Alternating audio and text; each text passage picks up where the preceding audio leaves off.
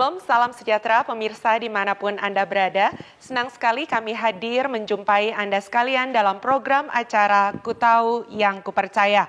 Pada episode ini merupakan bagian yang kedua dari apa yang kita bahas pada episode yang lalu yang merupakan bagian pertama yang berbicara mengenai dosa ke-9 yaitu jangan berdusta. Kalau Anda menyaksikan episode yang lalu, hambanya Pendeta Esra Soru sudah menjelaskan kepada kita ada dosa via ucapan, ada dosa via tulisan, atau bisa saja merupakan dosa itu asalnya dari gerak tubuh kita. Tetapi apakah ada bentuk-bentuk lain yang dikategorikan sebagai dosa berdusta ini? Nah, apakah misalnya yang kita ucapkan, yang kita lakukan itu berkaitan dengan perusakan nama baik seseorang? Mungkin kita tidak bermaksud seperti itu, atau mungkin juga memang kita berniat seperti itu. Nah, tentunya pada episode hari ini kita akan membahasnya bersama-sama melalui hambanya dan akan kembali kita peroleh pengetahuan-pengetahuan kebenaran di dalam firman-Nya. Untuk itu jangan kemana-mana, pastikan Anda selalu bersama-sama dengan kami di program Ku Tahu Yang Kupercaya.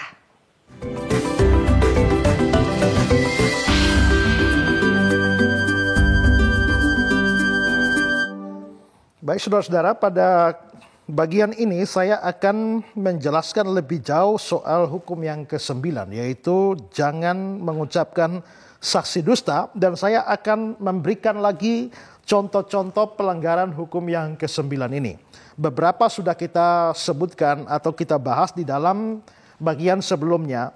Tetapi sekarang saudara, kita juga mau melihat bahwa ternyata soal dosa berdusta atau mengucapkan sesuatu yang tidak benar, itu juga bukan hanya di dalam hidup kita hari-hari, tapi bahkan itu merambah sampai ke dalam gereja sekalipun. Ya. Bahkan saudara-saudara, dalam hal yang paling remeh, saya kira ada juga dusta-dusta. Saudara, ada kasus atau ada banyak kasus di mana orang misalnya mau bikin acara, gereja mau bikin acara, dan acaranya itu mau dibuat jam 7 malam. Acaranya mau jam 7 malam, tapi mereka tahu bahwa kalau jam 7 malam, ngundangnya jam 7 malam, mulainya jam berapa? Mulai jam 8. Jadi supaya bisa mulai jam 7 malam, undangannya keluar jam 6. Menurut saudara ini dusta apa tidak? Dalam undangan dibilang kita mulai jam 6. Tapi tahu bahwa kita akan mulainya jam 7. Saudara setuju atau tidak setuju, ini adalah dusta. Ya. Seharusnya gereja kalau mau bikin acara jam 7, mulai jam 7. Ada orang, tidak ada orang, mulai. Ya. Jangan membiasakan dengan kebohongan-kebohongan seperti ini, maka ini jelas juga adalah sekecil sekali, tapi kita tidak menyadarinya, itu juga adalah dosa. Lalu juga di dalam urusan kerohanian, hal lain yang menjadikan itu kita berdosa karena dusta ini adalah misalnya tidak menepati janji di hadapan Tuhan. Atau bahasa rohaninya adalah nazar. Ya, kita banyak kali kita membuat janji di hadapan Tuhan, apalagi kalau ada acara KKR. Wah, ada KKR, ada altar call. Oh, masing-masing maju angkat tangan lalu bikin janji, mulai sekarang saya akan begini Tuhan, saya akan begitu Tuhan. Tapi setelah itu apakah kita tetap lakukan? Kalau tidak melakukannya, kita juga jatuh pada dosa hukum yang ke-9 ini, ya. Coba kita melihat Pengkhotbah pasal 5 ayat yang ke-3 dan ayat yang ke-4. Begini bunyi firman Tuhan, Pengkhotbah 5 ayat 3 dan 4. Kalau engkau bernazar kepada Allah, janganlah menunda-nunda menepatinya, karena ia tidak senang kepada orang-orang bodoh. Tepatilah nazarmu. Lebih baik engkau tidak bernazar daripada bernazar tetapi tidak menepatinya. Ya, lebih baik engkau tidak bernazar tapi tidak menepatinya. Orang bernazar, berjanji sesuatu pada Tuhan, hal sekecil apapun, kalau tidak ditepati, itu adalah dosa. Ya. Orang misalnya kalau belum punya kerja, berdoa, Tuhan kalau Tuhan kasih saya kerja, saya pasti rajin berikan persembahan persepuluhan pada Tuhan. Tuhan kasih kerja, ya, gajinya 1 juta, persepuluhannya 100.000. Ya, Tuhan berkati lagi, saya kasih persepuluhan, gaji 10 juta, persembahannya persepuluhan 1 juta.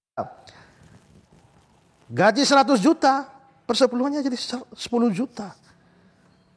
Tuhan kasih gaji 1 M.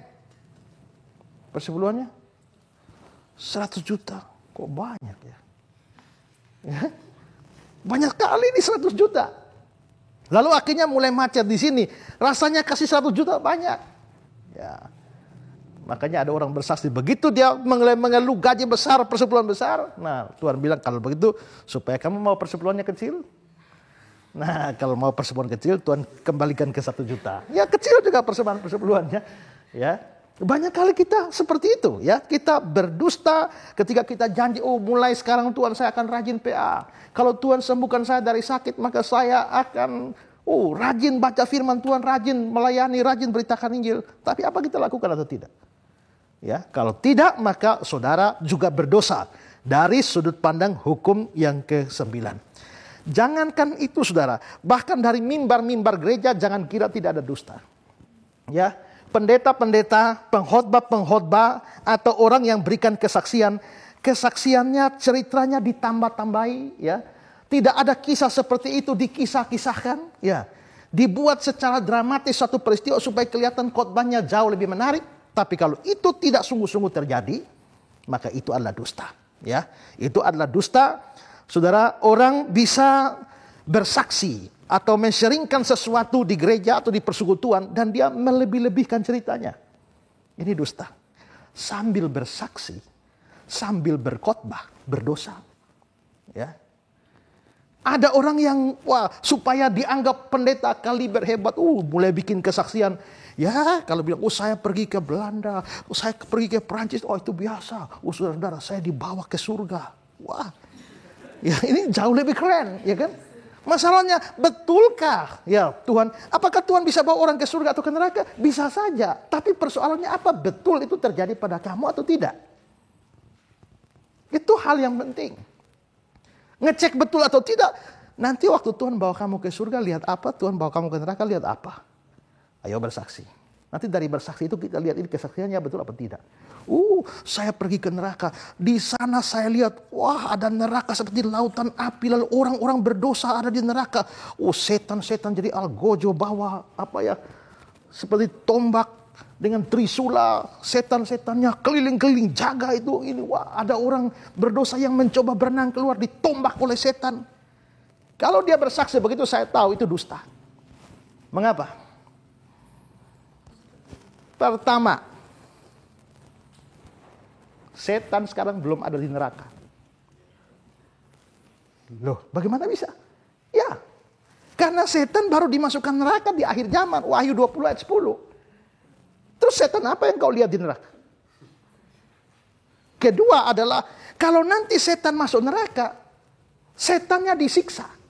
Wahyu 20 ayat 10, mereka disiksa siang malam sampai selama-lamanya. Waktu setan-setan merasuk orang, lalu ketemu Yesus. Lalu dia bilang, apa urusanmu dengan kami, hai anak Allah yang maha tinggi? Apakah engkau mau menyiksa kami sebelum waktunya? Yang ngomong ini setan.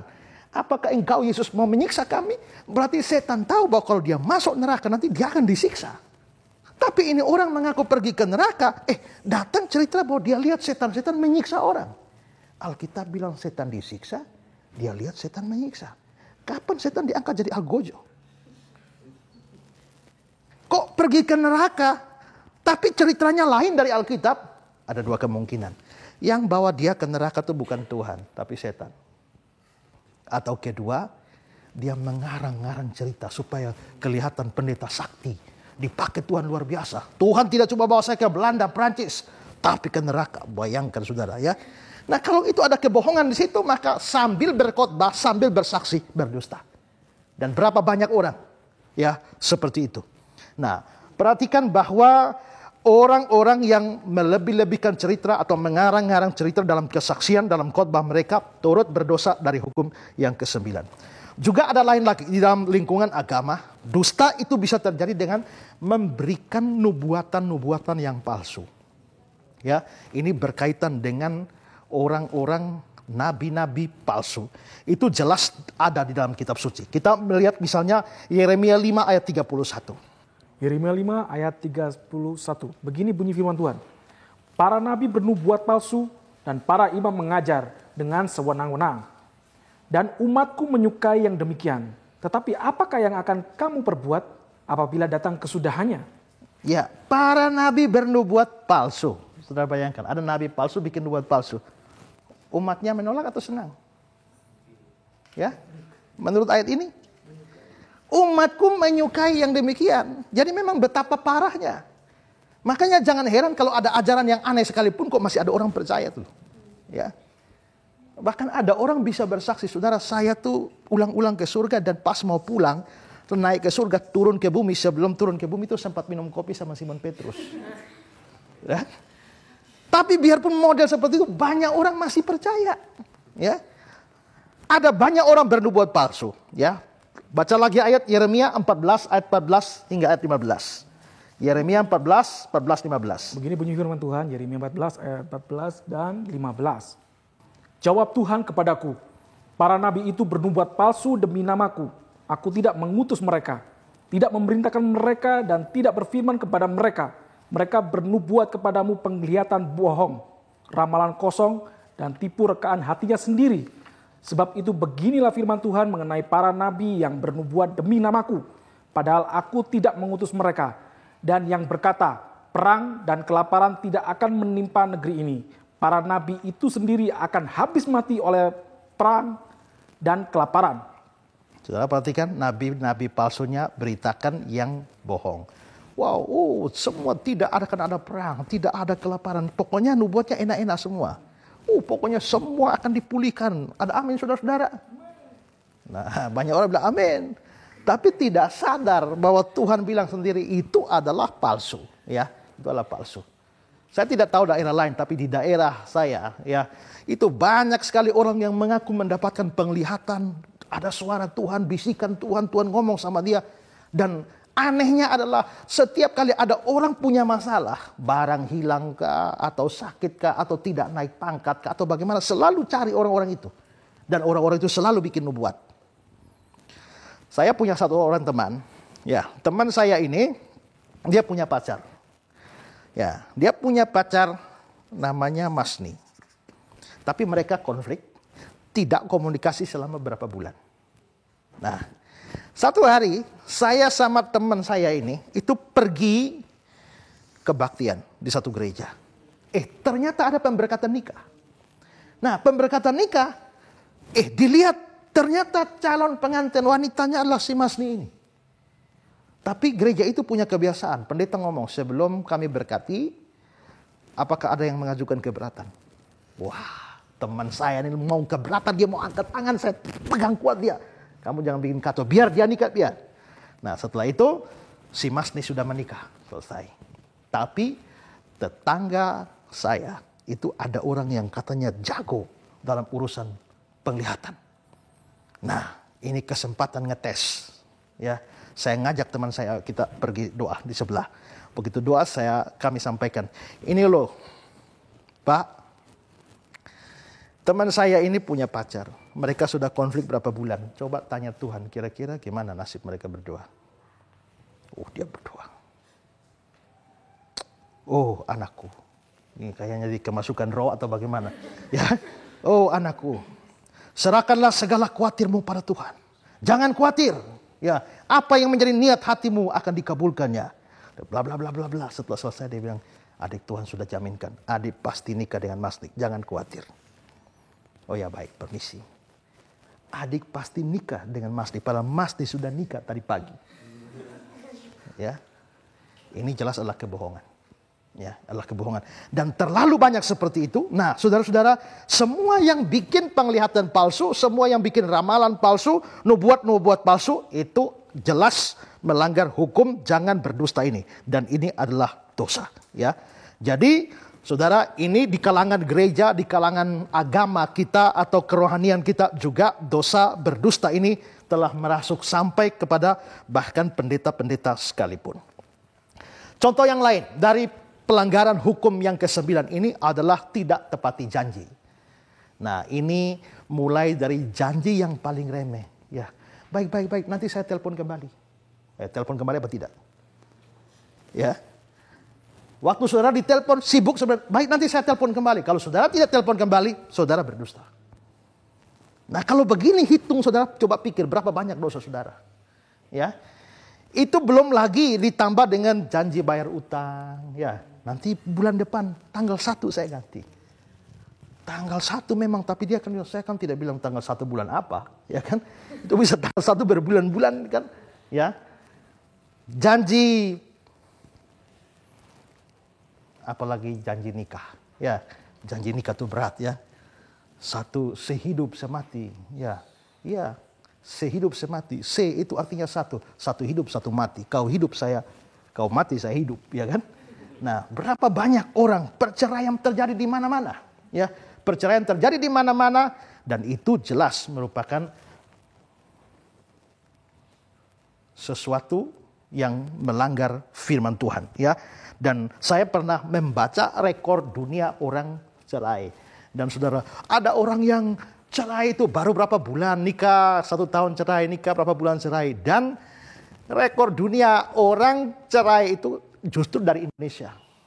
Ya, dari Indonesia habis nikah berapa jam kemudian cerai. Kenapa bisa cerai? Karena begitu nikah, setelah itu malam pertama terbukti bahwa istrinya sudah tidak perawan lagi. Langsung cerai. Hanya hitung berapa jam saja. Nah, lalu bagaimana dengan janji nikah untuk setia? Itulah sebabnya kalau saya konseling orang nikah, saya tanya sedalam-dalamnya. Ya, jelas. Kalau saya konseling orang nikah, ada laki, ada perempuan, saya tanya yang laki, sudah tahu berapa mantan pacar itu calon istrimu, mantan pacarnya ada berapa banyak? Tahu nggak? Ya. Barusan saya konseling orang, saya tanya si laki, kamu tahu nggak pacarmu itu mantannya berapa banyak? Tidak tahu. Lalu saya tanya si cewek, ayo beritahu berapa banyak mantanmu? Banyak pak. Berapa banyak? Sampai 10? Lebih pak. Sampai 20? Lebih pak. Wah, memang kamu pacaran berapa kali? Ya, tapi dia tidak mau sebut, tapi lebih dari 20. Tapi saya tidak peduli berapapun, kamu harus tahu. Beritahu semua, supaya apa? Supaya ini mencegah yang namanya CLBK. Apa itu CLBK? Bukan. Cinta lama belum kelar, ya kan? Nah, itu untuk berhati-hati karena gara-gara ini bisa mengakibatkan terjadinya orang mengingkari janji pernikahan di hadapan Tuhan. Karena itu maka setiap orang yang mengingkari janji di hadapan Tuhan itu juga jelas adalah melanggar hukum yang ke-9 ini. Contoh lain dari pelanggaran terhadap hukum yang ke-9 ini adalah mempercayai fitnah atau gosip. Sebelumnya saya sudah membicarakan soal gosip atau fitnah ini, dan itu lebih disoroti kepada yang menyebarkan. Jadi yang menyebarkan fitnah atau gosip yang tidak benar itu pasti dosa. Tapi juga saudara, yang berdosa di dalam urusan fitnah ini bukan cuma yang menyebarkan, tapi juga yang mempercayainya itu juga termasuk dosa. Ya. Nah, coba kita melihat Keluaran 23 ayat 1. Begini bunyi firman Tuhan, Keluaran 23 ayat yang pertama. Janganlah engkau menyebarkan kabar bohong. Janganlah engkau membantu orang yang bersalah dengan menjadi saksi yang tidak benar. Janganlah engkau menyebarkan kabar bohong. Ya, ini pasti yang menyebarkannya. Jangan engkau menyebarkan kabar bohong. Tapi saudara, sejumlah penafsir seperti Henry, Calvin dan sebagainya, mereka mengatakan bahwa kata yang diterjemahkan sebagai menyebarkan itu juga bisa mempunyai pengertian yang lain, yaitu menerima. Jadi ayat itu bisa diartikan, janganlah engkau menerima kabar bohong. Berarti yang menyebarkan itu salah, yang menerima juga salah. Yang memfitnah salah, yang mempercayai fitnah itu juga salah. Dan saudara-saudara ingat ya, bahwa seringkali kita tidak bisa menghindari pembicaraan tentang orang lain. Kita bisa duduk, ngobrol begini, tiba-tiba satu membicarakan orang yang lain. Nah, ingat saudara, kalau saudara tidak punya bukti, tidak mempunyai saksi yang cukup, jangan sembarang percaya omongan tentang orang lain. Karena itu bisa menyebabkan kita sendiri jatuh di dalam dosa, melanggar hukum yang ke-9 ini. Apapun yang dibicarakan tentang orang lain, siapapun yang menceritakan selalu berpikir, apakah ada bukti yang cukup kuat, apakah ada saksi yang kuat untuk berita seperti itu. Coba kita melihat Ulangan 19 ayat 15. Ulangan 19 ayat yang ke-15. Satu orang saksi saja tidak dapat menggugat seorang mengenai perkataan kesalahan apapun atau dosa apapun yang mungkin dilakukannya. Baru atas keterangan 2 atau 3 orang saksi perkara itu tidak disangsikan. Hukum Taurat mengajarkan 2 atau 3 orang saksi. Jadi kalau saya menceritakan pada saudara, kamu tahu nggak si A itu berzina, saya lihat sendiri. Kalaupun saya bercerita kepada saudara, saya bilang saya lihat sendiri, ini berarti satu saksi. Ada lagi selain kamu yang lihat? Tidak, cuma saya sendiri. Saudara jangan percaya. Entah benar itu si A berzina atau tidak, kalau hanya satu saksi, saudara abaikan. Ya, itu dituntut dan juga saudara, itu bukan cuma Ulangan 19 ayat 15. Ada banyak ayat menuntut itu. Bilangan 35 ayat 30, Ulangan 17 ayat 6, dalam perjanjian baru juga, Matius 18 ayat 15 sampai 17, dan masih banyak ayat yang lain. Bahkan saudara, lebih khusus kalau itu berkenaan dengan seorang hamba Tuhan. Itu ditekankan secara khusus. Coba lihat 1 Timotius 5 ayat 19. 1 Timotius 5 ayat 19. Begini bunyi firman Tuhan.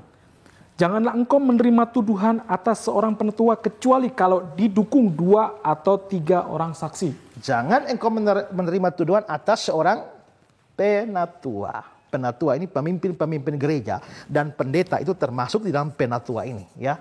Karena itu jangan menerima tuduhan atas seorang penatua kecuali didukung 2-3 orang saksi. Oh, pendeta A korupsi, pendeta B korupsi dan sebagainya. Cerita itu, saudara hati-hati. Mengapa ini perlu ditekankan? Karena ini adalah penatua. Dan penatua atau pendeta atau semua hamba Tuhan yang melayani, ini menjadi sasaran serang dari setan. Apalagi hamba Tuhan yang benar, hamba Tuhan yang sungguh-sungguh mengajar firman Tuhan, hamba Tuhan yang sungguh-sungguh beritakan Injil, itu menjadi sasaran tembak dari setan. Dan setan bisa mempergunakan segala macam fitnah, ya, untuk menghancurkan pendeta ini. Supaya apa? Kalau pendeta ini berhasil difitnah, maka setiap kali dia khotbah tidak akan didengarkan lagi. Setiap kali dia beritakan firman, orang tidak percaya lagi.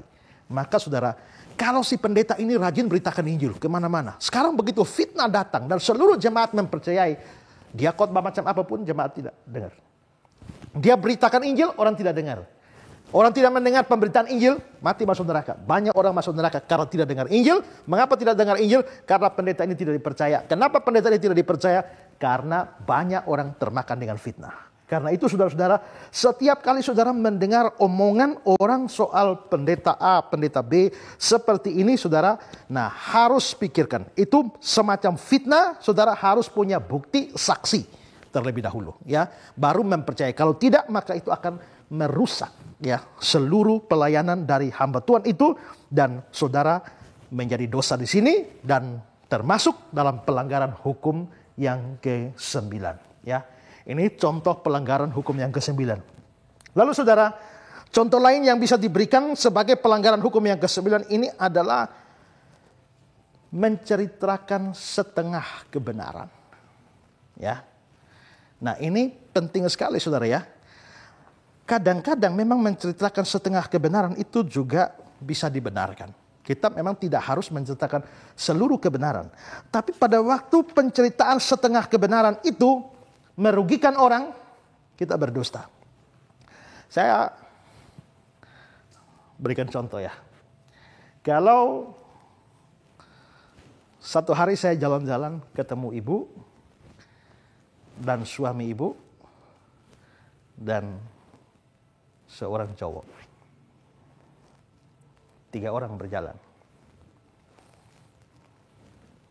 Lalu saya ceritakan ke sini. Kamu tahu enggak? Tadi saya ketemu ibu itu. Dia jalan sama cowok satu yang masih muda. Saya bohong enggak? Apakah saya mengatakan sesuatu yang tidak benar? Tidak.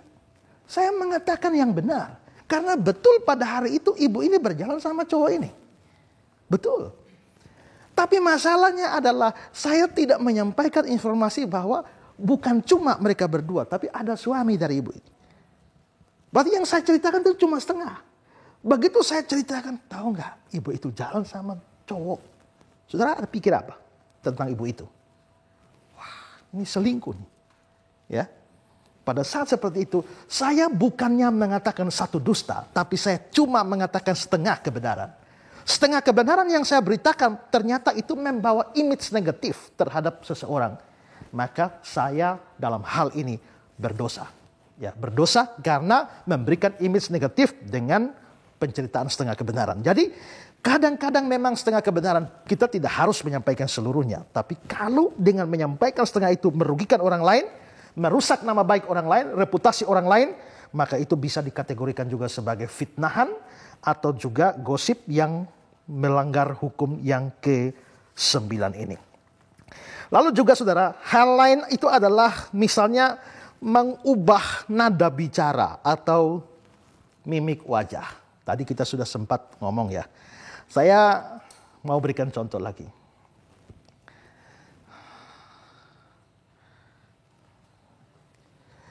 Kalau ngobrol sama beliau, kami berdua ngobrol tentang orang sana. Lalu ngobrol-ngobrol, bapak ini bilang, wah ini berteman. Teman saya tuh gila ya. Belajarnya tuh loh. Pagi sampai malam, gila bener orang itu. Saya ke sana. Kamu tahu nggak, teman tuh bilang kau gila. Ada yang salah? Betul, kata-katanya betul. Tapi cuma nada suaranya yang saya ubah. Ya kan? Dengan tambah mimik wajah. Ini kan bicara tidak dengan konotasi negatif. Gila ya teman saya itu. Maksudnya dia menyatakan keheranannya. Tapi begitu saya bilang, kau tahu gak? Dia bilang, kamu gila. Kata gila saya ubah nadanya ditambah dengan mimik wajah seperti ini. Ini ngamuk. Dia bilang apa? Kurang aja, dia juga gila. Saya datang, dia bilang kau gila, ya kan? Maka jadi rusak. Padahal ini tidak bermaksud untuk membicarakan negatif. Tapi begitu saya mengubah wajah dan mengubah mimik suara, jadi rusak. Ya. Nah, di situ kalau terjadi dan banyak kali terjadi seperti itu.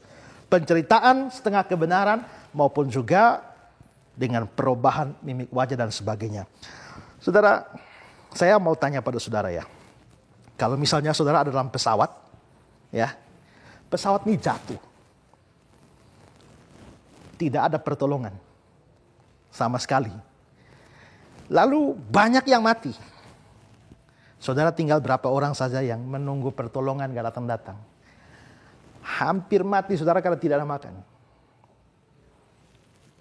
Mau makan apapun tidak ada. Lalu saudara memutuskan untuk makan daging orang yang mati.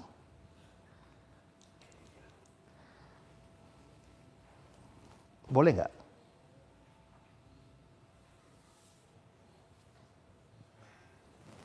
Ya daripada saudara mati kelaparan. Ini ada rekan-rekan yang mati. Toh mereka sudah mati, makan saja. Boleh nggak?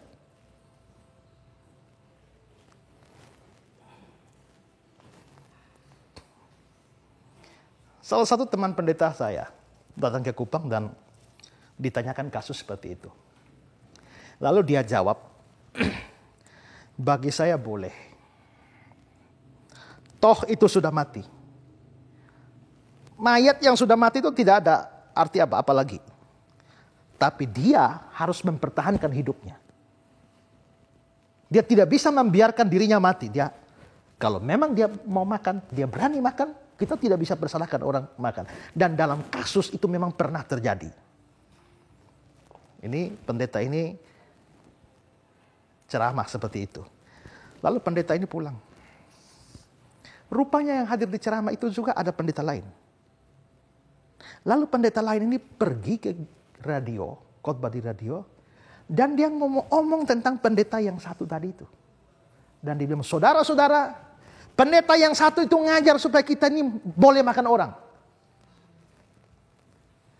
Lalu orang semua punya pikiran, wah, kurang ajar itu pendeta. Masa kita disuruh makan daging orang?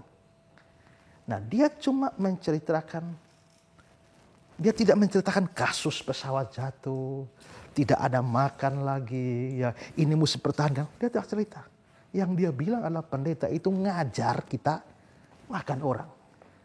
Nah ini biarpun pendeta, ini adalah fitnahan dan dusta. Ya, jadi itu tetap adalah dosa. Nah, saudara jangan abaikan atau jangan remehkan dosa fitnah ini ya. Dosa fitnah ini sesuatu yang berat. Bahkan kalau saudara baca di dalam 1 Korintus pasal 5 ya, mulai ayat 9 sampai 13, itu adalah salah satu dosa yang perlu dikenakan siasat gereja. Siasat gereja itu adalah tindakan pendisiplinan, dikucilkan dari gereja. Ada beberapa dosa yang harus ditangani secara serius di dalam siasat gereja, dan salah satunya adalah pemfitnah, dan itu ada dalam 1 Korintus 5 ayat yang ke-11 di sana. Karena itu jangan remehkan ini ya. Nah, harus pikirkan bahwa dusta itu mempunyai dampak yang negatif terhadap kita.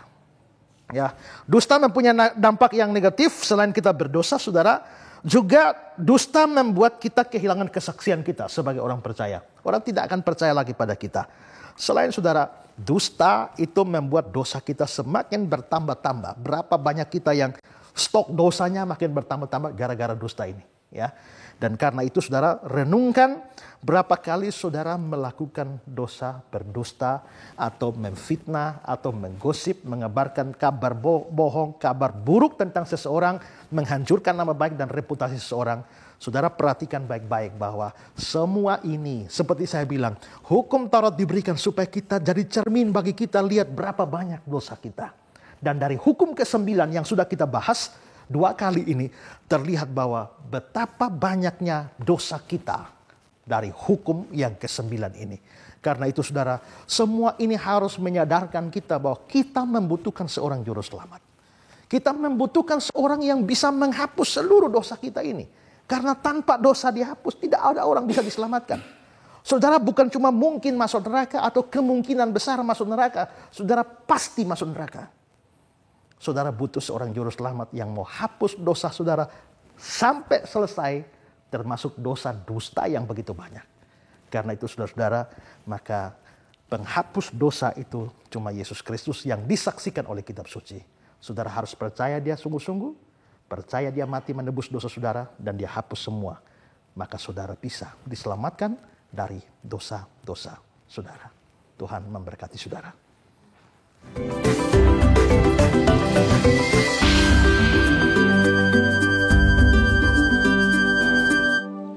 Masih bersama kami dalam program acara Ku Tahu Yang Ku Percaya. Dan terima kasih untuk setiap respon yang Anda berikan, di mana kami sudah menerima banyak pertanyaan, saran, dan juga permohonan doa.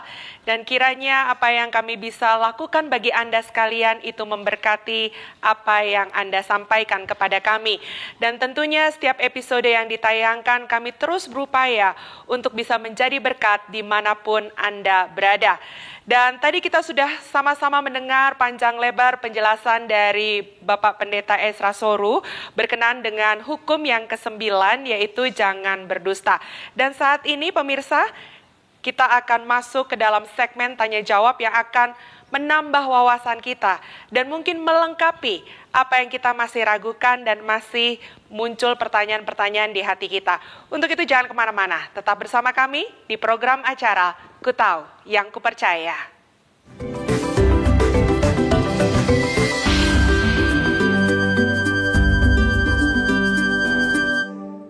Pak, saya bertanya, tadi waktu Bapak ajarkan tentang nasar, jika kita nggak menepati nasar, kita menjadi berdosa. Nah, jika ada seorang tua, kemudian mereka berencana untuk anaknya nanti diserahkan kepada Tuhan. Namun anak ini ternyata tidak patuh dalam pertumbuhannya, dia melihat bahwa dia tidak cocok dengan apa yang diikutkan oleh orang tuanya, yaitu melayani Tuhan. Nah, bagaimana itu? Apakah yang salah bapaknya atau anaknya? Ini maksudnya diserahkan menjadi seorang hamba Tuhan? Ya, menjadi seorang penasihat. Ya. Jadi begini ya saudara, untuk menjadi seorang hamba Tuhan yang melayani Tuhan secara full time, itu butuh panggilan khusus dari Tuhan. Ya. Kalau untuk melayani Tuhan saja secara umum, semua kita dipanggil untuk melayani Tuhan. Siapapun kita melayani dengan profesi masing-masing. Tapi melayani Tuhan secara full time, full heart, memberikan seluruh hati, seluruh hidup hanya untuk Tuhan, itu butuh panggilan khusus dan Tuhan tidak panggil semua orang untuk itu. Ya. Karena itu maka kalau Tuhan panggil tidak boleh lari. Nanti akan kena seperti Yunus, ya.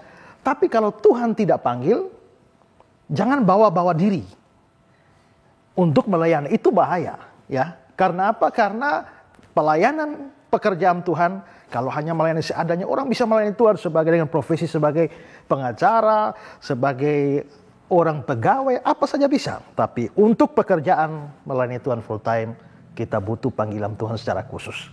Nah, kadang-kadang memang ada orang tua yang kepengen anaknya, wah itu bisa jadi pendeta, jadi hamba Tuhan yang melayani Tuhan. Masalahnya adalah bahwa orang tua menginginkan, tapi Tuhan memanggil atau tidak. Saya kasih contoh atau kasus ya, bahwa pernah ada orang yang sekolah teologi, ini anaknya dinasarkan untuk jadi hamba Tuhan, dan orang tuanya berusaha supaya dia jadi pendeta, tapi anak ini tidak mau. Anak ini tidak mau, tapi karena orang tua sudah nasar, memaksa dia, akhirnya dia sebenarnya kepengen sekolah lain, tapi akhirnya dia mengikuti kemauan orang tua untuk masuk sekolah teologi. Dia sekolah teologi dengan baik, saudara, sampai wisuda. Setelah sampai wisuda, begitu dapat ijazahnya, ya, dia datang menghadap Bapak, ini ijazah saya sudah korbankan waktu saya sekian tahun untuk mewujudkan ambisi Bapak. Sekarang Bapak terima ini ijazah, dan tolong kasih kesempatan sekarang buat saya untuk mengejar cita-cita saya. Nah, berarti di sini kita bisa lihat bahwa orang tua kepengen anak ini menjadi pendeta, tapi Tuhan tidak memanggil anak ini. Dalam kasus yang lain adalah bahwa ada orang tua yang memang menasarkan anaknya, dan itu terjadi. Saya sendiri, saudara, saya ini adalah anak yang dinasarkan oleh orang tua. Karena waktu saya lahir, itu mama saya hampir mati, saya juga hampir mati. Lalu akhirnya papa dan mama saya berdoa, Tuhan, kalau memang Tuhan selamatkan anak ini, saya persembahkan anak ini untuk jadi hamba Tuhan. Nah akhirnya, saudara, saya dari kecil itu sudah diberitahu, kamu akan jadi pendeta, kamu akan jadi pendeta. Tapi pada waktu SMP saya merasa keberatan, saya tidak mau jadi pendeta. Cita-cita saya jadi pilot. Ya. Dan saya bilang, mengapa harus orang tua menentukan cita-cita saya? Pada saat seperti itu, mama saya bilang sama papa saya, bagaimana sekarang? Payah kita. Ya, kita sudah terlanjur janji pada Tuhan, sekarang anak ini seperti ini gimana? Lalu papa saya bilang pada mama saya, mari kita berdoa dan serahkan. Kalau memang dia dipanggil oleh Tuhan, dia pasti akan punya kerinduan. Mereka bergumul. Sampai pada akhirnya ketika saya SMA, saya sendiri merasa terpanggil oleh Tuhan untuk melayani Tuhan. Jadi bukan karena janji dari orang tua. Nah dari kasus-kasus seperti ini, menurut saya bagaimana kalau orang tua menasarkan anaknya, lalu anaknya tidak mau, yang dosa siapa? Menurut saya dalam hal ini memang kalau orang tua melakukan nasar tertentu pada Tuhan, ini sebaiknya nasar itu dilakukan berkenaan dengan diri sendiri. Jangan bernasar berkaitan dengan orang lain. Ya, karena itu adalah salah kalau orang tua itu memberikan nasar kepada Tuhan yang berkaitan dengan anak-anak. Tapi bagaimana dengan kasus saya misalnya tadi? Bagaimana dengan kasus di Alkitab yaitu Hana, ya. Hana menasarkan supaya kalau dia dapat anak Samuel, dia akan persembahkan pada Tuhan. Nah dalam hal seperti ini menurut saya memang terjadi persis pada waktu Hana menasarkan, itu cocok dengan pemilihan Tuhan. Jadi saya sendiri yakin bahwa di dalam nasar Hana untuk anaknya Samuel dipersembahkan pada Tuhan, ada campur tangan Tuhan di dalamnya. Jadi Tuhan pasti sebelum Hana menasarkannya, Tuhan memang mau supaya Samuel menjadi seorang hamba Tuhan sebelumnya, dan dia mendorong Hana di dalam nasar itu sehingga Hana nanti persembahkan anaknya. Dalam kasus seperti saya juga pasti tentunya bahwa Tuhan telah memilih saya untuk menjadi seorang pelayan Tuhan, dan Tuhan menggerakkan melalui orang tua saya untuk memberikan nasar.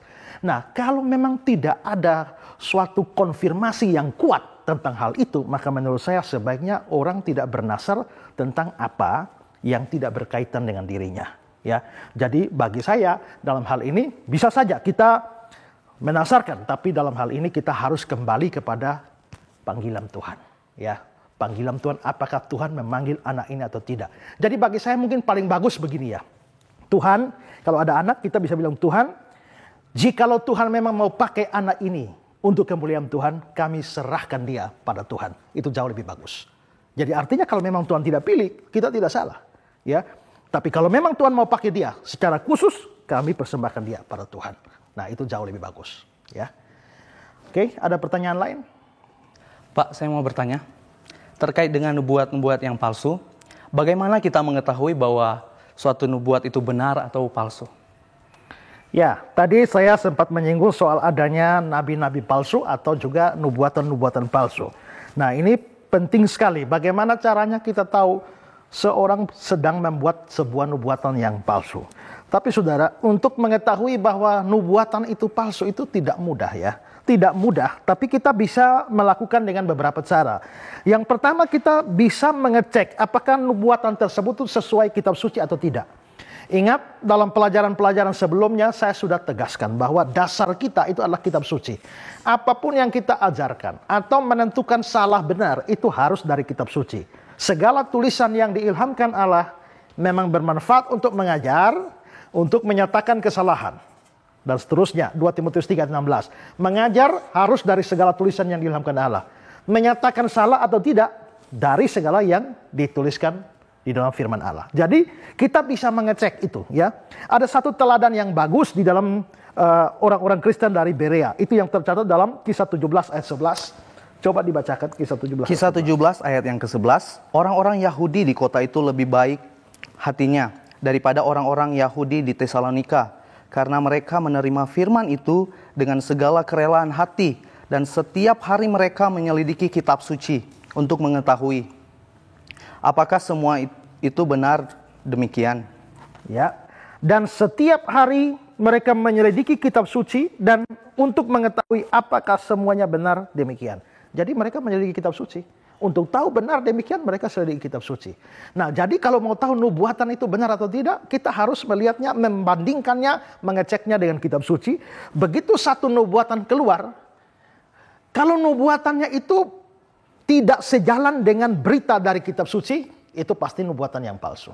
Saya kira-kira memberikan contoh misalnya ya, bahwa kita seringkali banyak mendengar orang memberikan nubuatan bahwa nanti Tuhan akan mengadakan pemulihan. Artinya kalau sekian tahun ke depan kondisi akan menjadi bagus, akan menjadi luar biasa indah dan seterusnya. Orang makin banyak bertobat dan sebagainya. Bagaimana kesaksian kitab suci soal itu? Bagaimana gambaran kitab suci tentang kondisi orang hidup di zaman akhir? Ya, saya selalu bedakan antara zaman akhir dengan akhir zaman. Ya. Kalau akhir zaman, kalau ini dunia mulai, ini adalah awal zaman. Dunia berakhir, ini namanya akhir zaman. Terus zaman akhir itu di mana? Zaman akhir itu adalah sebelum akhir zaman. Mulai dari sini misalnya, ini adalah zaman akhir. Ini adalah akhir zaman. Makanya orang bilang, apa itu zaman akhir? Zaman akhir adalah zaman sebelum akhir zaman.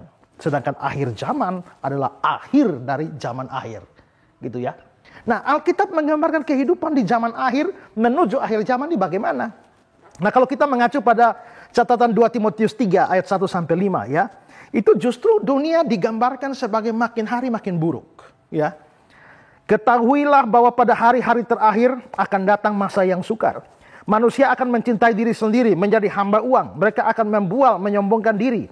Mereka akan menjadi pemfitnah. Mereka berontak terhadap orang tua, tidak tahu terima kasih, tidak pedulikan agama, tidak tahu mengasihi, tidak berdamai, suka menjelekkan orang, tidak mengekang diri, garang, tidak suka yang baik, suka berkhianat, tidak berpikir panjang, berlagak tahu, lebih menuruti hawa nafsu daripada menuruti Allah. Secara lahiriah mereka menjalankan ibadah mereka, tapi pada hakikatnya mereka memungkiri kekuatannya, jauhilah mereka. Nah, Alkitab menggambarkan kondisi dunia zaman akhir buruk. Makin lama makin buruk, makin lama makin bejat. Kalau tiba-tiba ada satu nubuatan yang dikeluarkan, dunia ini makin baik. Akan terjadi pemulihan besar-besaran yang akan membuat akhir dunia ini makin baik. Kita melihat, kok kitab suci menggambarkan makin buruk. Ini nubuatan kok makin baik. Ini nubuatan aneh. Ya, ini nubuatan aneh dan karena itu maka itu membuktikan bahwa nubuatan tersebut tidak benar. Atau ada cara lain. Cara lain adalah kalau kita bisa mengikuti nubuatan-nubuatan lain dari orang tersebut dan kalau yang dia nubuatkan itu selalu baik, besar kemungkinan nubuatannya salah. Kalau orang, perhatikan orang ya, misalnya dia bernubuat, coba ikuti dia nubuatannya. Mungkin dia banyak bernubuat. Nubuatnya tuh kalau baik terus, hati-hati. Ya, kalau nubuatnya baik tidak pernah bernubuat yang buruk atau yang jelek, Itu bahaya. Ya, kenapa? Karena dalam kitab suci, kalau ada nubuatan yang baik terus, itu biasanya adalah nubuatan dari nabi palsu. Ya, coba kita melihat di dalam Yeremia pasal 14 ayat 13 sampai 15, coba tolong dibaca. Yeremia 14 ayat 13 hingga ayat yang ke-15. Lalu aku berkata, aduh Tuhan Allah, bukankah para nabi telah berkata kepada mereka, kamu tidak akan mengalami perang dan kelaparan tidak akan menimpa kamu, tetapi aku akan memberikan kepada kamu damai sejahtera yang mantap di tempat ini. Jawab Tuhan kepadaku, para nabi itu bernubuat palsu demi namaku. Aku tidak mengutus mereka, tidak memerintahkan mereka, dan tidak berfirman kepada mereka. Mereka bernubuatkan kepadamu penglihatan bohong, ramalan kosong, dan tipu rekaan hatinya sendiri. Sebab itu beginilah firman Tuhan mengenai para nabi yang bernubuat demikian demi namaku. Padahal aku tidak mengutus mereka. Dan yang berkata perang dan kelaparan tidak akan menimpa negeri ini. Para nabi itu sendiri akan habis mati oleh perang dan kelaparan. Ya, perhatikan ya ayat yang ke-13. Kamu tidak akan mengalami perang dan kelaparan, tidak akan menimpa kamu. Tetapi aku akan memberikan padamu kamu damai sejahtera yang mantap di bumi ini. Bagus ya nubuatannya? Enak ya? Kalau saudara dapat nubuat begitu gimana? Senang. Perang tidak akan menimpa kamu, kelaparan tidak akan kamu akan mantap di bumi ini. Oh haleluya, puji Tuhan. Padahal nubuatannya palsu, ya kan? Nubuatannya palsu. Itu ciri nabi palsu itu adalah nubuatnya selalu enak-enak. Kita lihat yang lain lagi ya. Yeskel 13 ayat 9 sampai 10. Yeskel 13 ayat 9 sampai 10. Aku akan mengacungkan tanganku melawan nabi-nabi yang melihat perkara-perkara yang menipu dan yang mengucapkan tenungan bohong. Mereka tidak termasuk perkumpulan umatku dan tidak akan tercatat dalam daftar kaum Israel dan tidak akan masuk lagi di tanah Israel. Dan kamu akan mengetahui bahwa akulah Tuhan Allah. Oleh karena sungguh karena mereka menyesatkan umatku dengan mengatakan damai sejahtera, padahal sama sekali tidak ada damai sejahtera. Mereka itu mendirikan tembok dan lihat mereka mengapurnya. Ya, mereka menyesatkan umatku dengan mengatakan damai sejahtera, padahal tidak ada damai sejahtera. Jadi ini orang, damai sejahtera bagimu, pasti damai, tenang. Tuhan akan membuka, Tuhan akan memberkati engkau terus, semua enak-enak semua. Saya tidak bilang nabi yang benar tidak pernah menubuatkan yang enak. Nabi yang benar tuh menubuatkan yang bagus ada, menubuatkan yang jelek ada. Tapi kalau ada nabi yang bagus terus dari dulu, makanya begitu ada orang kasih nubuat, saudara ikuti dia. Dia ini selalu menubuat, ikut dia. Di sini dia nubuat gimana, di sini gimana, gimana. Terus dari dulu, ini orang ini selama 5 tahun terakhir nubuatnya bagus terus. Tidak ada nubuat yang jelek. Padahal Tuhan itu bukan cuma Tuhan yang baik, tapi Tuhan yang adil, yang kadang-kadang memberikan nubuatan yang berkaitan dengan penghakiman dan penghukuman.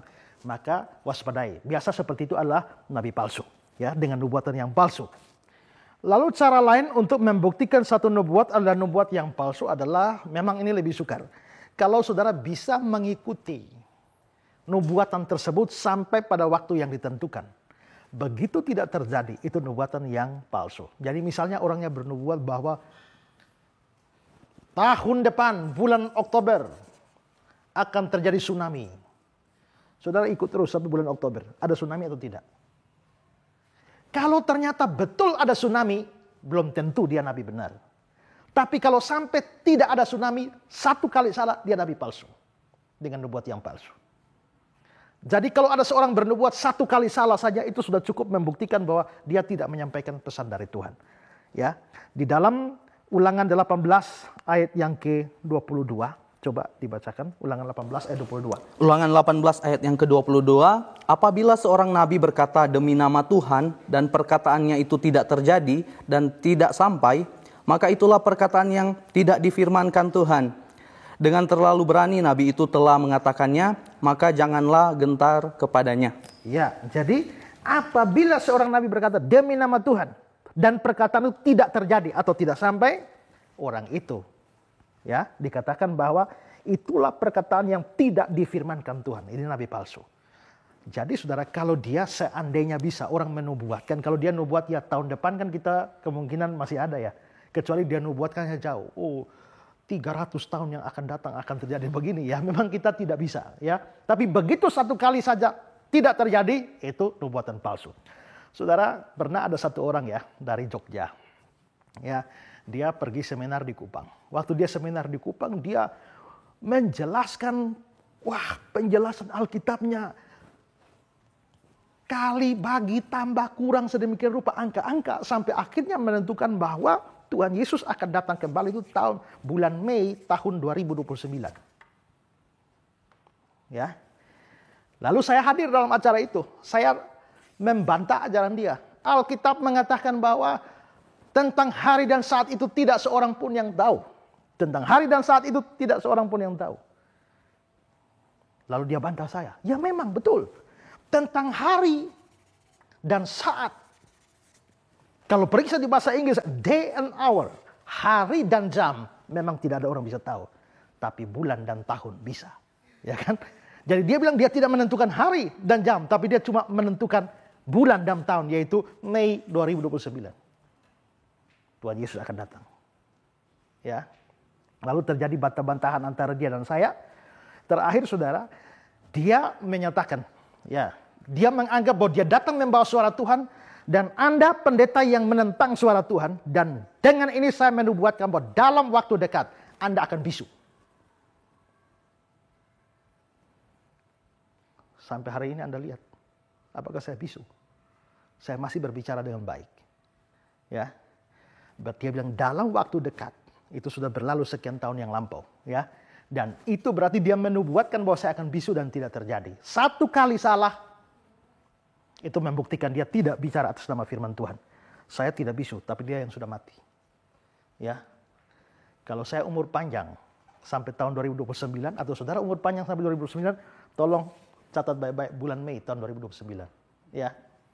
Sampai dia mati pun saudara-saudara, para pengikutnya ini tidak percaya Tuhan panggil dia. Ya. Akhirnya mereka bukan bikin ibadah penghiburan seperti biasa kalau ada orang mati, tapi ibadah pembangkitan. Tiap malam praise and worship supaya bangkit. Ya. Tapi lama-lama mayat busuk, saudara. Nah, akhirnya dikuburkan secara rahasia. Mengapa dikuburkan secara rahasia? Hanya beberapa orang dekat yang tahu dia dikubur di mana. Mengapa? Karena sama seperti Musa, kuburannya tidak tahu. Demikian juga hamba Tuhan yang satu ini tidak perlu diketahui di mana dikubur. Ya kan? Nah, jadi bagaimana menjawab pertanyaan, bagaimana saya tahu bahwa satu nubuatan palsu? Pertama, saya ringkas. Pertama, periksa nubuatannya sejalan dengan arah firman Tuhan atau tidak. Kalau tidak, pasti salah. Kedua, periksa nubuatan-nubuatannya yang lain. Apakah orang ini hanya menubuatkan yang baik-baik saja? Kalau dia terus-terus baikan, ini nubuat yang cocok dengan nubuat-nubuat Nabi palsu. Ketiga, seandainya memungkinkan untuk kita sampai pada waktu yang dia tentukan sesuai nubuatan, periksa apakah terjadi atau tidak. Begitu tidak terjadi satu kali saja, cukup membuktikan itu nubuatan palsu, dan yang mengeluarkan nubuat tersebut pasti adalah nabi palsu. Ya. Ada lagi yang lain? Saya mau bertanya, Pak, dalam Kejadian 22 ayat 5, apakah Abraham bisa dianggap berdusta? Karena Abraham jelas mau mempersembahkan Ishak di gunung, tetapi dia berkata kepada bujangnya bahwa dia dan Ishak akan kembali. Ya. Kejadian 22 ayat 5 ya.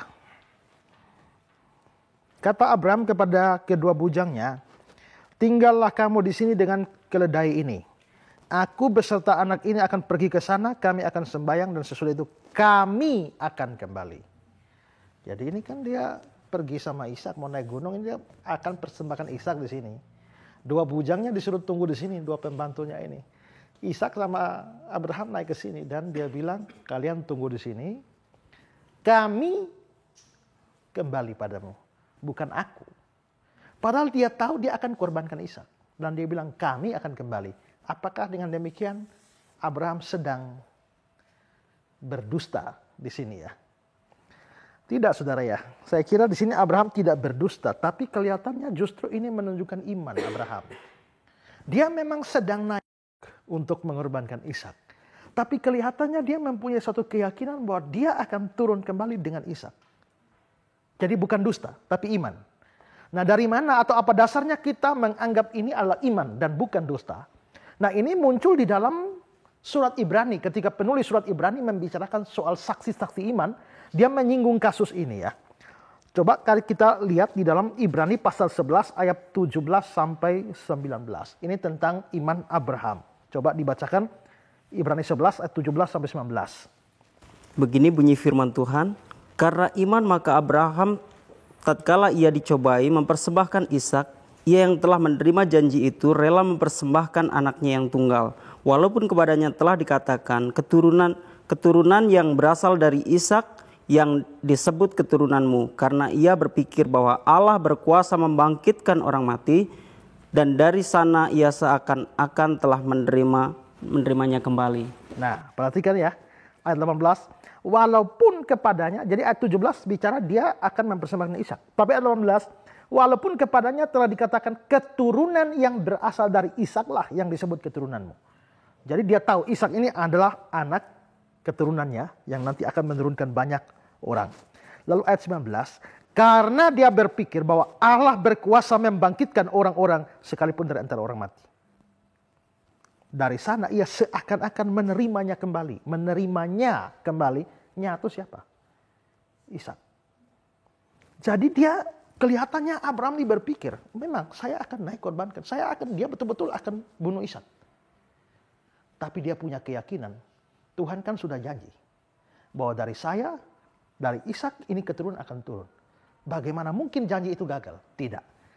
Saya akan bunuh Ishak. Tapi Tuhan pasti akan sanggup membangkitkan Ishak dan akan turun dengan saya.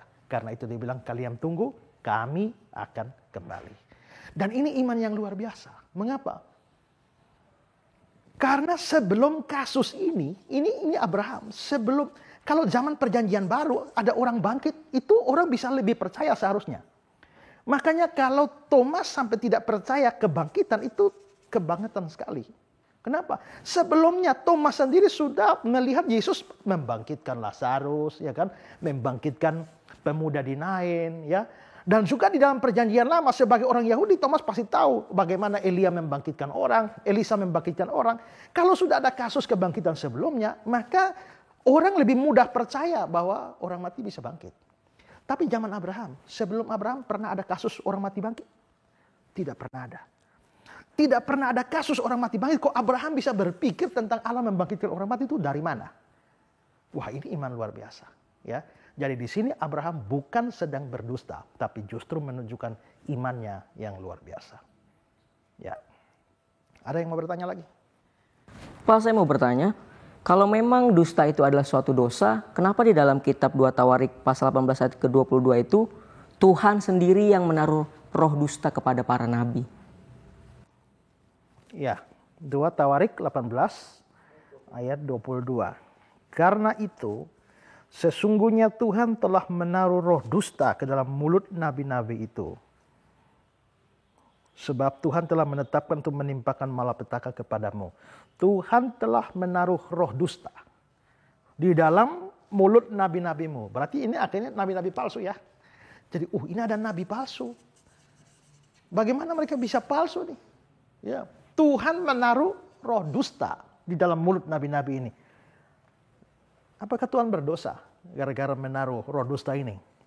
Begini saudara, kalau kita mau menafsirkan satu bagian Alkitab dengan baik, kita harus memperhatikan konteks dari ayat itu. Ya, konteks itu mesti diperhatikan. Yang namanya konteks itu, misalnya kita mau menafsirkan ayat 18, kita tidak boleh hanya mengambil ayat 18 lalu menafsirkan sesuka kita. Kita mesti melihat ayat 1 sampai 17 misalnya. Ayat 19 sampai misalnya ayat 25 itu bilang apa? Itu baru menentukan arti dari teks itu apa. Nah, kalau di situ 2 Tawarik 18 ayat 22, Tuhan menaruh roh dusta, coba kita baca itu bagian dari ayat 1. Nah, kalau kita membaca melihat dari ayat 1, kita akan melihat bahwa sebenarnya konteksnya itu adalah bahwa ini adalah bentuk hukuman Tuhan kepada Raja Ahab yang jahat. Ahab ini adalah raja yang jahat. Lalu saudara, Ahab ini hendak menyerang Ramot Gilead. Itu dibahas di dalam ayat yang ke-5 ya. Dan pada waktu Ahab mau menyerang Ramot Gilead, nabi-nabi palsu ini datang. Oh, pasti menang, aman. serang saja, pasti menang. Ingat, kebiasaan nabi palsu adalah bikin nubuat yang enak-enak. Pasti menang. Nah, Raja Ahab seperti itu. Lalu Raja Ahab ini dia punya besan ini namanya Yosafat. Lalu Yosafat bilang begini, coba tanya nabi lain lagi. Ya kan? Apakah sudah nabi semua? Lalu Ahab bilang begini, masih ada satu nabi tapi saya tidak suka dia. Nabi siapa? Namanya Nabi Mika. Kenapa tidak suka? Karena dia tuh nubuat pada saya itu hanya yang jelek-jelek saja. Jadi rupanya Ahab ini senang dengan ini nabi-nabi palsu yang nubuatnya enak-enak, menang. Kalau Mika yang nubuat kan, Mika selalu nubuatkan yang jelek pada dia. Padahal Mika ini nabi benar. Nah, tapi akhirnya atas permintaan dari Yosafat, panggil saja Mika. Maka utusan pergi panggil Nabi Mika. Tapi utusan itu bilang, sudah pesan dulu, lebih dulu ya. Ingat, semua sudah nubuat yang baik. Kau harus nubuat yang baik juga. Ya. Nah, itu yang terjadi. Nah, lalu Mika mengucapkan kata-kata di ayat 18-nya sampai ayat 22. Dari 2 Tawarik 18 itu. Di ayat 18 dibilang begini. Kata Mika, sebab itu dengarkanlah firman Tuhan. Aku telah melihat Tuhan sedang duduk di atas tahtanya. Dan segenap tentara surga berdiri di sebelah kanannya dan di sebelah kirinya. Dan Tuhan berfirman, siapakah yang akan membujuk Ahab, Raja Israel, untuk maju berperang supaya ia tewas di Ramot Gilead? Ahab ini jahat. Tuhan mau bunuh Ahab. Tapi bagaimana Tuhan mau bunuh Ahab? Tuhan mau bunuh Ahab dengan cara suruh dia maju perang. Dan di perang itu dia akan dapat celaka. Jadi ini perang ini akan menghancurkan Ahab. Tapi nabi palsu bernubuat, maju saja. Tuhan berkati, Tuhan pasti buat menang. Tuhan akan berikan kamu keberhasilan. Nah, jadi justru perhatikan ayat. Siapakah yang akan membujuk Ahab, Raja Israel, untuk maju berperang supaya ia tewas di Ramot Gilead? Maka yang seorang berkata begini, yang lain berkata begitu. Kemudian tampillah satu roh, lalu berdiri di hadapan Tuhan. Ini penglihatan Mika ya. Dia berkata, aku ini akan membujuknya. Tuhan bertanya kepadanya, dengan apa? Jawabnya, aku akan keluar dan menjadi roh dusta dalam mulut semua nabinya. Dia berfirman, biarlah engkau membujuknya dan engkau akan berhasil pula. Keluarlah dan perbuatlah demikian. Karena itu sesungguhnya Tuhan telah menaruh roh dusta ke dalam mulut nabi-nabimu. Sebab Tuhan telah menetapkan untuk menimpakan malapetaka kepadamu. Nah, artinya apa? Bahwa di sini ada roh dusta tampil di hadapan Tuhan. Dan dia, aku akan masuk ke dalam nabi-nabi. Tuhan mengizinkan roh dusta ini masuk kepada nabi-nabi. Lalu nabi-nabi ini bernubuat palsu untuk Ahab. Maju saja. Aman, pasti menang. Tuhan akan berkati, pasti menang. Begitu maju perang, mati Ahab. Itu bentuk hukuman.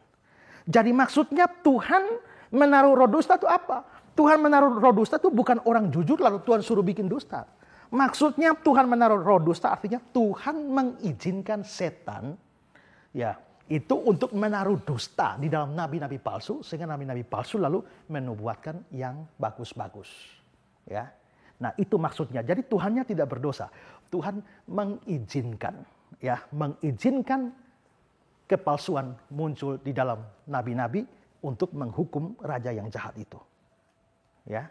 Ini tidak beda jauh dengan saudara baca ada ayat-ayat yang mengatakan roh jahat yang dari Tuhan. Bukan maksudnya Tuhan punya roh jahat, tapi Tuhan mengizinkan roh jahat itu untuk ya mendatangi Saul seperti itu. Tapi bukan Tuhannya yang punya roh jahat, Tuhan izinkan roh jahat. Dan ingat bahwa roh jahat atau setan tidak bisa kerja di luar kontrol Tuhan. Dia hanya bisa bekerja kalau Tuhan izinkan. Tuhan tidak izinkan, tidak ada satu setan pun bisa kerja lewat dari itu. Kepada Ayub, kamu boleh ambil apa saja dari Ayub, tapi dirinya tidak boleh kamu rabah. Maka setan ambil anaknya, hartanya, rumahnya, segala macam. Tapi diri Ayub sama sekali tidak tersentuh. Lalu tahap berikut, Tuhan bilang kamu boleh ambil apapun termasuk tubuh Ayub, tapi nyawanya tidak. Setan menimpakan dia segala macam penyakit, tapi nyawa tidak bisa. Artinya apa? Setan hanya bisa bekerja sejauh yang Tuhan izinkan. Kalau Tuhan garis di sini, setan kerja sampai sini. Tidak bisa setan lewat sedikit. Karena itu dalam hal apapun juga pekerjaan setan, harus ada izin dari Tuhan. Nah, sekarang dalam hal nabi-nabi palsu itu juga Tuhan mengizinkan setan memberikan nubuatan palsu melalui nabi palsu untuk mendatangkan hukuman bagi Ahab yang jahat. Itu konteksnya seperti itu ya. Oke, ada lagi?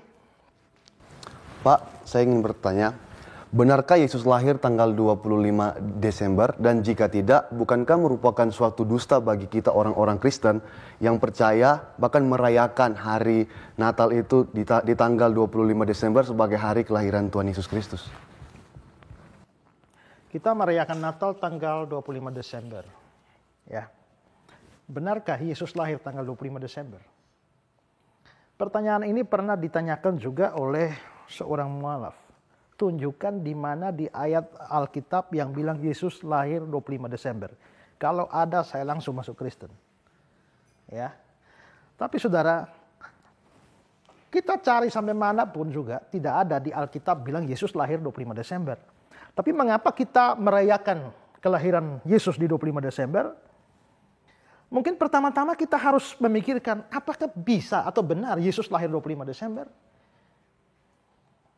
Bagi saya tidak mungkin. Mengapa tidak mungkin? Karena 25 Desember di Israel juga itu kalau diperhatikan garis lintangnya sama dengan kita dan itu musim dingin. Dan ingat bahwa Yesus lahir itu ada gembala-gembala ada di padang.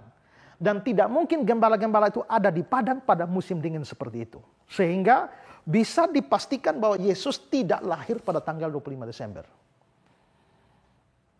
Kalau soal Yesus lahir, jangankan tanggal ya dan juga bulan. Tahunnya saja juga itu hanya kira-kira. Yesus lahir tahun berapa. Tapi saya tidak sedang menjelaskan tahun berapa Yesus lahir. Tapi saudara, kalau memang Yesus tidak lahir 25 Desember, kita juga ingat bahwa mayoritas gereja sekarang merayakan Natal 25 Desember, tapi tidak semua gereja merayakannya. Ada gereja-gereja yang merayakan Natal itu di bulan Januari. 9 Januari mereka merayakan Natal. Hitungannya beda-beda. Kalau memang Natal bukan 25 Desember, ya bukan bulan Desember, kenapa kita rayakan Natal 25 Desember? Nah ini sejarahnya panjang, ya. Sejarahnya panjang. Dan begini ya saudara, pada mulanya orang Kristen mula-mula tidak ada yang merayakan Natal. Tidak ada yang merayakan Natal. Nah, kita lihat bahwa kekristenan pada awal sejarah itu ditindas secara luar biasa oleh pemerintah Romawi. Ya. 10 kaisar Romawi itu menjadi kaisar killer yang menghabisi banyak orang Kristen. Nasib orang Kristen itu baru bagus pada abad yang keempat. Ketika seorang kaisar namanya Konstantinus itu dia memeluk agama Kristen. Nah, sejak Konstantin jadi Kristen, dia menetapkan bahwa Kristen menjadi agama resmi di Roma. Begitu Kristen jadi agama resmi di Roma, maka kaisarnya saja Kristen. Bagaimana pegawai-pegawainya? Kalau kaisar Kristen, Kristen itu agama resmi, bagaimana para pegawainya orang-orang tidak Kristen? Maka pada saat itu begitu banyak orang jadi Kristen. Nah, mereka banyak jadi Kristen, sayangnya mereka Kristen tapi mereka tidak sungguh-sungguh percaya Yesus sebenarnya. Mereka Kristen KTP, hanya KTP-nya Kristen tapi sesungguhnya masih kafir. Nah, orang-orang kafir pada waktu itu mereka menyembah satu dewa yang namanya Dewa Mitra atau Dewa Matahari, ya. Nah, Dewa Mitra ini mereka percaya hari lahirnya itu 25 Desember. Hari lahirnya 25 Desember dan 1 minggu sebelum 25 Desember itu biasa dirayakan oleh orang-orang kafir itu namanya Festival Saturnalia. Festival Saturnalia itu puncaknya adalah pada tanggal 25 Desember hari rayanya Dewa Matahari ini, Dewa Mitra ini dan mereka bikin perayaan. Ya. Nah, pada waktu mereka merayakan seperti ini mereka pergi mencari pohon-pohon cemara lalu bakar-bakar lilin di sana untuk mengingat ini. Berarti ini perayaan kafir. Lalu gereja Kristen ada. Gereja Kristen itu ada. Hari Minggu, hari-hari biasa mereka orang-orang ini berbakti di gereja. Tapi menjelang 25 Desember ini semua ikut lagi ke sini. Hari-hari biasa gereja lagi. Berikut ke sini lagi. Nah, maka gereja berpikir ini orang-orang ini bagaimana ya? Sebentar di gereja, sebentar ke kafir, ke gereja, ke kafir. Lalu akhirnya mereka berpikir sepertinya gereja perlu membuat semacam perayaan tandingan. Supaya apa? Supaya di gereja ada perayaan. Sehingga orang-orang di sini tidak lagi pergi ke sini, tapi mereka punya perayaan sendiri di gereja. Nah, perayaan ini kita harus mencocokkannya sedemikian rupa dengan perayaan ini. Nah, karena apa? Karena kalau di sini mereka rayakan 25 Desember, Di sini kita buat perayaannya tanggal 15 Oktober. Nanti 15 Oktober mereka ikut sini. 25 Desember datang lagi. Jadi bagaimana supaya mereka tidak datang? Kita bikin tepat tanggal 25 Desember juga. Maka akhirnya ditetapkan. Gereja perlu bikin perayaan 25 Desember. Persis. Di sini mereka merayakan apa? Dewa matahari. Oh, kita punya lebih hebat dari dewa matahari. Yesus Kristus terang dunia. Kalau begitu kita Yesus Kristus. Yang di sini dirayakan apanya? Hari lahirnya. Kita juga hari lahirnya. Ya. Jadi di sini merayakan hari kelahiran dewa matahari pada tanggal 25 Desember. Di sini merayakan hari kelahiran Yesus Kristus terang dunia yang lebih hebat dari matahari 25 Desember. Di sini mereka bakar lilin. Kita juga bakar lilin. Kenapa? Karena simbol bahwa orang Kristen adalah terang dunia. Bakarnya taruh di apa? Di sini itu di pohon-pohon cemara evergreen. Kita juga bikin di evergreen. Kenapa? Evergreen selalu hijau. Ini simbol dari hidup yang kekal. Maka dipaskan, dicocokkan. Sehingga menjadi sebuah perayaan tandingan bagi orang kafir. Dari situlah tradisi orang Kristen lalu merayakan hari kelahiran Yesus pada tanggal 25 Desember. Jadi ada latar belakang kafir memang. Tapi gara-gara ada latar belakang kafir ini sekarang ada gereja-gereja yang tidak mau merayakan Natal. Mereka tidak mau merayakan Natal karena Natal itu kan perayaannya hari kafir. Salah. Memang Natal itu perayaan kafir, tapi dengan merayakan Natal bukan membuat orang Kristen jadi kafir, tapi justru membuat orang kafir jadi Kristen. Ya.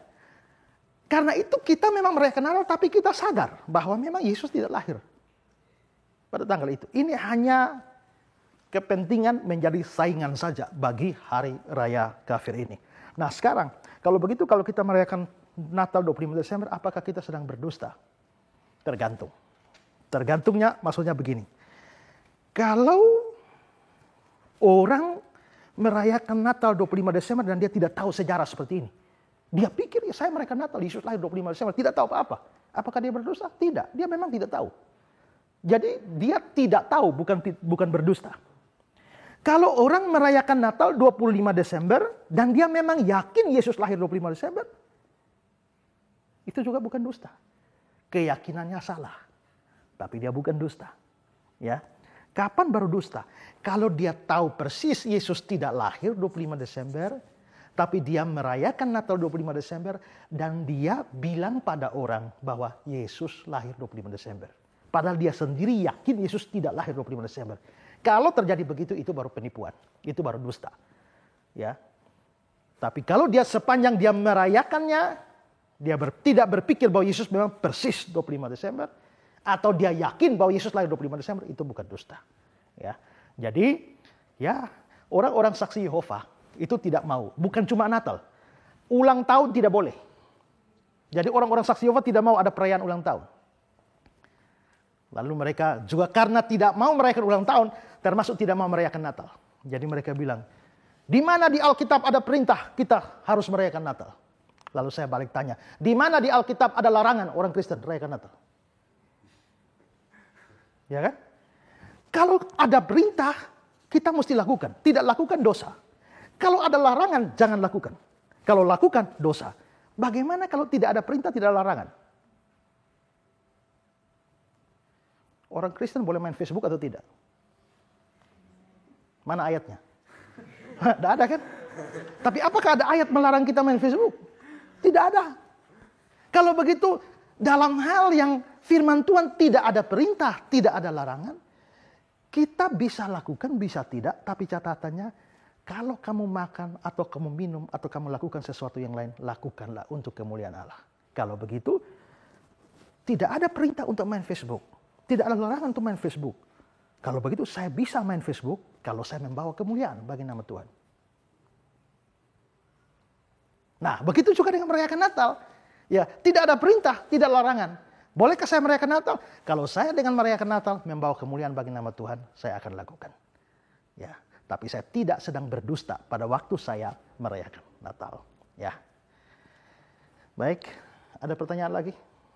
Pak, saya mau bertanya, Di dalam Ulangan 18 ayat 20 tertulis, tetapi seorang nabi yang telah berani untuk mengucapkan demi namaku perkataan yang tidak kuperintahkan untuk dikatakan olehnya, atau yang berkata demi nama Allah lain, nabi itu harus mati. Saya mau bertanya, mengapa nabi itu harus mati? Dan kalau sekarang ada nabi palsu, apakah harus kita bunuh? Ya, ini tentang nabi palsu ya. Nah, nabi palsu tadi dikatakan dia berbicara atas namaku, ya. Berarti dia bicara, dia mengeluarkan satu pernyataan dan itu dianggap sebagai perkataan Tuhan. Ingat, nabi dalam perjanjian lama adalah menyuarakan suara Tuhan. Dia menyampaikan apa yang dari Tuhan. Pada waktu nabi palsu ini, Tuhan tidak bicara pada dia, tapi dia sampaikan pada orang bahwa itu adalah suara Tuhan. Berarti dia sedang mengambil posisi Tuhan. Dia sedang memposisikan dirinya sebagai Tuhan. Dan ingat bahwa kalau dia memberitakan pada umat bahwa itu firman Tuhan, padahal nabi palsu, perkataannya ini menyesatkan. Kalau dia menyesatkan umat, maka ada banyak umat yang tersesat masuk neraka. Berarti nabi ini telah menyebabkan banyak orang masuk neraka atau binasa, dan dia mengambil posisi Tuhan Allah seolah-olah Tuhan yang berfirman. Maka di sini kita bisa melihat bahwa efek dari apa yang dia lakukan ini adalah sesuatu yang jahat. Menyebabkan orang lain tersesat dan masuk ke dalam neraka. Lalu mengambil posisi Tuhan Allah. Ini dosa yang tidak ringan. Dan karenanya hukumannya itu adalah hukuman mati. Ya. Nah sekarang persoalannya kalau sekarang ada nabi palsu. Kita perlu bunuh mati? Jangankan omong nabi palsu. Dalam hukum Taurat sendiri, kalau ada orang kedapatan berbuat zina, lempar batu sampai mati. Kalau sekarang ibu ketemu orang berzina, lempar sampai mati? Tidak lakukan firman. Ya. Tapi kalau saya angkat batu lempar sampai mati, polisi tangkap saya. Saya bisa dihukum mati. Kalau saya lakukan firman, saya bisa dihukum mati. Kalau saya tidak lakukan, itu firman. Nah, di sini kita harus paham ya. Saya sudah pernah menjelaskan hal ini bahwa di dalam hukum Taurat itu ada tercakup di dalamnya 3 hukum. Ya. Yang pertama namanya hukum moral. Kedua namanya hukum seremonial. Dan yang ketiga namanya hukum sipil. Ya. Nah, hukum moral ini yang mengatur kehidupan kita. Ya. 10 hukum yang sedang kita bahas ini, jangan bunuh orang, ya, jangan saksi dusta, jangan mencuri, jangan ada padamu Allah lain di hadapanku, itu adalah hukum moral. Hukum seremonial itu berkaitan dengan sistem upacara dan peribadatan orang Yahudi. Kalau berdosa mesti kasih korban kambing, domba, kalau tidak mampu kasih merpati, ya. Nah, lalu juga dengan kalau perempuan haid misalnya tidak boleh ke bait Allah. Lalu apalagi? Tidak boleh makan ini, tidak boleh makan itu binatang haram, ini tidak boleh dimakan, ini boleh dimakan, ini tidak boleh, dan macam-macam peraturan lain. Itu namanya hukum seremonial. Lalu yang ketiga, ini hukum sipil. Hukum sipil ini semacam undang-undang negara Israel pada waktu itu, pada zaman itu hukum sipil. Nah, yang termasuk hukum sipil ini adalah ada nabi palsu, tangkap dan bunuh. Ya. Ada anak yang kualat pada orang tua, itu lempar mati. Ada orang kedapatan berzina, lempar mati. Itu undang-undang pada saat itu. Israel yang sekarang pun tidak pakai itu lagi kok. Ya. Nah, terhadap 3 hukum ini, mana yang masih berlaku? Pertama saudara, hukum sipil sudah tidak bisa diberlakukan. Mengapa? Karena itu kan undang-undang Israel pada masa itu. Israelnya sekarang saja tidak lakukan. Apalagi kita yang bukan Israel. Karena kita mempunyai undang-undang sendiri. Maka kalau ada orang berzina, ada nabi palsu, kita bunuh dia, kita telah main hakim sendiri, kita salah. Jadi hukum sipil memang tidak berlaku. Kedua, hukum seremonial juga sudah tidak berlaku. Karena hukum seremonial sebenarnya adalah gambaran atau bayangan dari kedatangan Tuhan Yesus. Makanya di Efesus 2 ayat 15 dibilang, dengan matinya dia sebagai manusia, dia telah membatalkan hukum Taurat dan semua ketentuan di dalamnya. Efesus 2:15. Ya, di dalam Ibrani pasal yang ke-9 ayat yang ke-10 dibilang bahwa semua itu ya, aturan-aturan itu hanya berlaku sampai tiba masa pembaharuan. Sampai tiba masa pembaharuan berarti Kalau masa pembaharuannya sudah tiba, ini tidak berlaku lagi. Kita libur sampai tanggal 10. Setelah tanggal 10 masih libur. Tidak lagi kan? Berarti setelah tanggal 10 selesai liburnya. Hukum itu berlaku sampai tiba masa pembaharuan. Ibrani 9 ayat 10. Berarti setelah masa pembaharuan tiba, yaitu Yesus Kristus datang, maka hukum itu tidak berlaku lagi. Itulah sebabnya kalau dulu orang berdosa harus potong kambing, potong domba. Kalau sekarang Yesus sudah datang, lalu untuk menebus dosa, ibu masih potong kambing domba, justru berdosa. Makanya orang Kristen tidak ada lagi sistem korban kambing domba dan lain sebagainya. Ya, dengan demikian hukum seremonial tidak berlaku, maka tidak ada yang haram bagi orang Kristen. Mau makan babi terserah, ya kan? Mau makan anjing terserah, mau makan kucing terserah, ya, makan tokek terserah, tidak ada yang haram. Ya, maka karena hukum seremonial sudah tidak berlaku. Ya, nah juga kalau begitu yang masih berlaku yang mana? Yang hukum moral. Nah karena itu apa yang ibu tanyakan tadi itu berkaitan dengan hukum sipil. Nah hukum sipil ini itu tidak bisa diberlakukan di negara yang lain. Ambil contoh bahwa pada waktu Yesus ada di dunia, dunia sedang dikuasai oleh orang Romawi. Dan Romawi memberikan aturan bahwa yang boleh memutuskan hukuman mati hanya pemerintah Roma. Negara jajahan tidak punya hak memutuskan hukuman mati. Hanya pemerintah Roma. Itulah sebabnya orang Yahudi mau bunuh Yesus tidak bisa bunuh langsung. Butuh keputusan Romawi. Dalam hal ini adalah Pontius Pilatus. Gubernur-gubernur Romawi itu ada dua jenis. Yang pertama namanya yang punya hak ius gladi. Ius gladi itu adalah hak memberikan hukuman mati. Tapi ada gubernur yang tidak punya hak ius gladi. Artinya pemerintah tidak punya hak memberi hukum mati. Pontius Pilatus termasuk yang punya ius gladi. Karena itu dia bisa putuskan Yesus dibunuh mati. Nah, yang jajahan tidak bisa memutuskan itu. Itulah sebabnya sekarang orang pernah dapat orang berzina ya di Yohanes pasal 8. Untuk mereka tanya pada Yesus, menurut hukum Musa, orang demikian mesti lempar mati. Menurut kamu bagaimana? Itu Yesus diperhadapkan pada dilema. Karena kalau Yesus bilang ya lempar sampai mati, Yesus menyalahi hukum Romawi. Tapi kalau Yesus bilang bebaskan dia, Yesus menyalahi hukum Musa. Jadi Yesus mau pilih yang manapun pasti bermasalah. Karena mereka mau jebak. Tapi Yesus terlalu pintar untuk dijebak. Ya, terlalu berhikmat untuk dijebak. Dia nulis-nulis saja di tanah. Yuk siapa yang tidak berdosa lempar duluan. Tidak ada kan? Tidak ada. Ya kan? Itu sama kasusnya dengan mereka datang tanya Yesus. Bolehkah membayar pajak kepada pemerintah? Itu jebakan. Karena kalau Yesus bilang tidak boleh, ditangkap oleh orang Romawi. Tapi kalau Yesus bilang boleh, orang-orang akan mengecam dia. Kamu mengizinkan kita bayar pajak pada penjajah? Pada orang Israel percaya uang mereka hanya layak diterima oleh Yahweh. Dari Yesus diperhadapkan pada dilema. Tapi Yesus terlalu pintar. Mana koinnya? Koin. Ini tulisan gambar siapa? Kaisar. Beri kepada Allah apa yang kamu beri pada Allah. Beri pada Kaisar apa yang wajib kamu beri pada Kaisar. Ya, itu hebat sekali Tuhan Yesus ya. Nah, maka Tuhan Yesus bilang siapa yang tidak berdosa angkat batu lempar duluan. Berarti Yesus sendiri tidak mengizinkan lempar. Mengapa? Karena saat itu Romawi berkuasa. Dan hukum sipil Israel pada zaman dulu tidak bisa diberlakukan di Israel pada saat Roma berkuasa. Nah, Indonesia punya hukum sendiri. Karena itu kalau ada nabi palsu sekarang, kita tidak usah bunuh dia. Biarkan nanti Tuhan yang urusan dengan dia. Ya, kalau ada orang berzina, jangan lempar batu. Biarkan nanti Tuhan yang lempar ke neraka. Kalau tidak bertobat. Ya kan? Nah, jadi itu adalah hukum sipil. Ya. Boleh satu lagi, Pak? Sedikit aja. Ya, silakan. Apa bedanya seorang nabi dengan seorang dipakai Tuhan? Apa bedanya seorang nabi dan seorang dipakai Tuhan? Nabi pasti dipakai Tuhan. Tapi yang dipakai Tuhan belum tentu nabi. Dipakai Tuhan itu kan lebih luas. Ada orang dipakai Tuhan sebagai guru. Ada orang dipakai Tuhan sebagai penginjil, sebagai rasul, sebagai gembala, dan lain-lain. Tapi nabi juga dipakai oleh Tuhan. Jadi, nabi dipakai oleh Tuhan, tapi dipakai oleh Tuhan belum tentu adalah nabi. Ibu bisa dipakai oleh Tuhan, tapi ibu bukan nabi. Saya bisa dipakai Tuhan, tapi saya bukan nabi.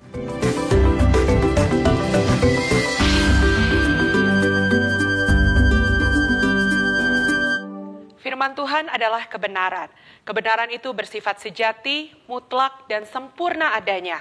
Sehingga kalau ada hal kecil saja di mana kita tidak melakukan kebenaran, maka sama artinya kita menjadi pribadi yang tidak benar. Dari pembahasan 2 episode yang kita ikuti mengenai hukum yang ke-9, kita sudah belajar bagaimana dosa itu berasal dari sebuah dusta yang diucapkan, yang ditulis, ataupun dari gerak-gerik tubuh, bisa membawa kita kepada hukuman yang kekal kalau kita tidak memiliki Tuhan Yesus dalam kehidupan kita. Nah, untuk itu saudara, dari 2 episode yang kita saksikan mengenai hal ini, biarlah itu menjadi sebuah peringatan dan pengarah dalam langkah kita, sehingga dalam kehidupan sehari-hari kita berjalan dari kebenaran lepas kebenaran. Terima kasih untuk kebersamaan kita dan terima kasih juga untuk responnya selama ini, di mana Anda mengirimkan pertanyaan dan juga permohonan doa, di mana kami juga tim yang ada tidak akan pernah jemu-jemu untuk menjawab pertanyaan atau mendukung Anda di dalam doa. Nantikan episode yang selanjutnya, kita akan melihat lagi pembahasan-pembahasan yang lebih luar biasa lagi bersama hambanya Pendeta Ezra Soru. Sampai jumpa lagi, Tuhan Yesus memberkati, tetap bersama kami di program acara Ku Tahu Yang Kupercaya.